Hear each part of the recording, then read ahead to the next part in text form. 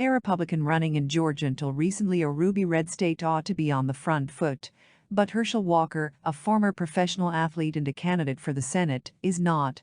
In the general election on November 8 he finished behind his Democratic opponent, Raphael Warnock, who is one of the state's incumbent senators.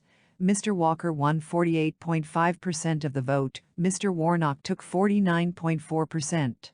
Because neither man won more than half, they will face each other in a runoff on December 6. Polls suggest that Mr. Warnock holds a narrow lead. Mr. Walker's frequent gaffes and leaden speaking style weakened his campaign. Revelations that the pro-life candidate paid for an ex-girlfriend's abortion in 2009 did more damage, but he could still win. That would leave each party with 50 senators and force the Democrats to rely on America's Vice President, Kamala Harris, to cast tie-breaking votes in the chamber as they have done for the past 2 years. Who is Mr. Walker, and how did he get here? He was one of 7 siblings raised in a poor rural part of Georgia. He made his name playing American football at the University of Georgia. In 1982 he won the Heisman Trophy, awarded to the best college player in the country, and later joined the now-defunct United States Football League, USFL. Mr. Walker played most of his football in the National Football League as a running back for such established teams as the Dallas Cowboys and the Philadelphia Eagles. He retired in 1997. Mr. Trump bought Mr. Walker's first team, the New Jersey Generals, of the USFL, in 1984. Mr. Walker says the property tycoon became a mentor and model for his post-football foray into business. He certainly seems to have applied Mr. Trump's taste for embellishment first to hawking chickens. After retiring from football, Mr. Walker founded Renaissance Man Food Services, a meat distribution firm.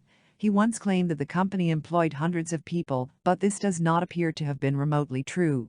The firm reported having 8 employees in 2020.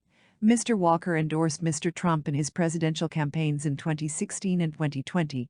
His mentor returned the favor in 2021 when Mr. Walker decided to enter electoral politics. That, along with the former footballer celebrity, helped him in May 2022 to beat 5 other contenders for the Republican Party's nomination to run for the Senate. His campaign is light on policy. He opposes expanding Medicaid, a health insurance program for the poor, and wants to increase funding for the police. But his errors and prevarications have drawn more attention. In July he said, nonsensically, that America's clean air drifted to China, and that dirty air from China took its place. He has also claimed to be an honorary deputy of the Cobb County Police Department, near Atlanta. But the department said it had no record of working with him. Mr. Walker's personal life has proved even more troubling. Several women have accused him of threatening behavior. In 2005, his ex-wife sought a restraining order against him. Mr. Walker has attributed his displays of aggression to dissociative identity disorder, a mental disorder characterized by amnesia and the assumption of alternate identities. Although he is a vocal critic of absentee African American fathers, he only publicly acknowledged 3 of his 4 children in June. He reportedly urged an ex-girlfriend to abort pregnancies on 2 separate occasions. He allegedly paid for one procedure, the second time his former partner refused and bore a son. Yet Mr. Walker claims to favor a total ban on abortion. That Republicans were saddled with Mr. Walker is a testament to Mr. Trump's ability to sway the party's base. But Georgia's broader electorate appears unconvinced by the former president's nominee. If Mr. Walker loses, giving the Democrats a narrow majority in the Senate, that would be another blow to Mr. Trump in the wake of disappointing general elections.